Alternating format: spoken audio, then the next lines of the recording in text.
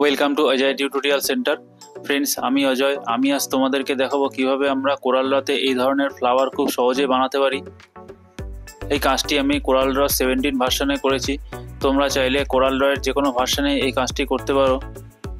তাহলে চলো দেখা যাক কিভাবে আমরা কোরাল ড্রতে এই ধরনের ফ্লাওয়ার বানাতে পারি। প্রথমে আমি এটিকে সাইডে রাখছি।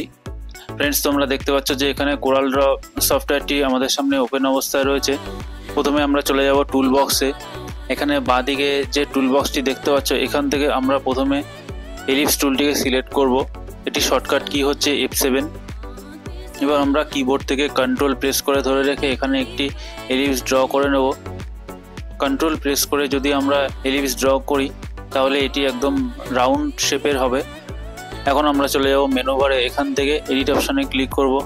এখান থেকে কপি, আবার এডিটে যাব, এখান থেকে পেস্ট। এবার আমরা কিবোর্ড থেকে কন্ট্রোল কি প্রেস করে ধরে রেখে এরমভাবে ড্র্যাগ করব।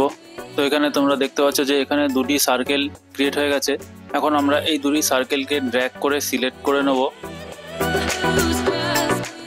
তো সার্কেল দুটি সিলেক্ট হয়ে যাওয়ার পরে আমরা প্রথমে এখানে ইন্টারসেক্ট যে অপশানটি আছে এখানে একটি ক্লিক করব।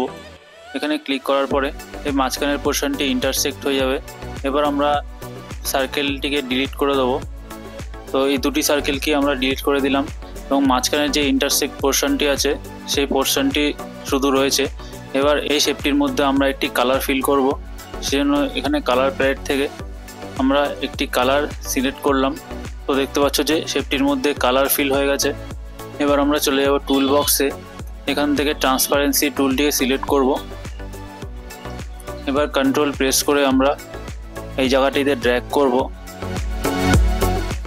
এবার আমরা চলে যাব মেনু বারে। এখান থেকে এডিট অপশানে ক্লিক করব। এখান থেকে কপি, আবার এডিটে যাব, এখান থেকে পেস্ট। তো এবার আমরা উপরের যে ডুপ্লিকেট কপিটি রয়েছে এটিকে মিরর করে নেব। তো সেটির জন্য আমরা এখানে মিরর হরাইজন্টালি যে অপশানটি আছে এখানে ক্লিক করব। তো দেখতে পাচ্ছ যে এখানে ডান দিকে যে শেপটি আছে সেটি মিরর হয়ে গেছে। এবার পুরো শেপটিকে আমরা সিলেক্ট করব।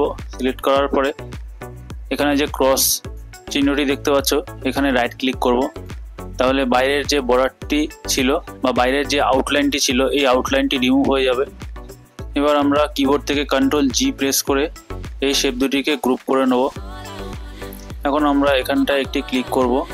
তো ক্লিক করার পরে এখানে মাঝখানে যে সেন্টার পয়েন্টটি রয়েছে এই সেন্টার পয়েন্টটিকে আমরা ড্র্যাগ করে নিচে এখানটায় এনে রাখবো। এবার কিবোর্ড থেকে আমরা Alt F7 কি প্রেস করব।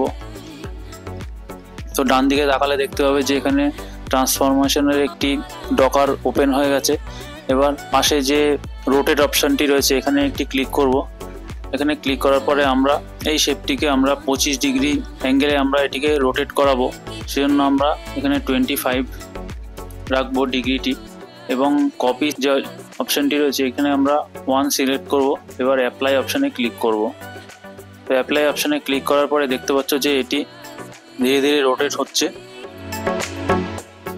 তো ফ্রেন্ডস, তোমরা দেখতে পেলে যে কীভাবে আমি এই ফ্লাওয়ারটিকে ক্রিয়েট করলাম।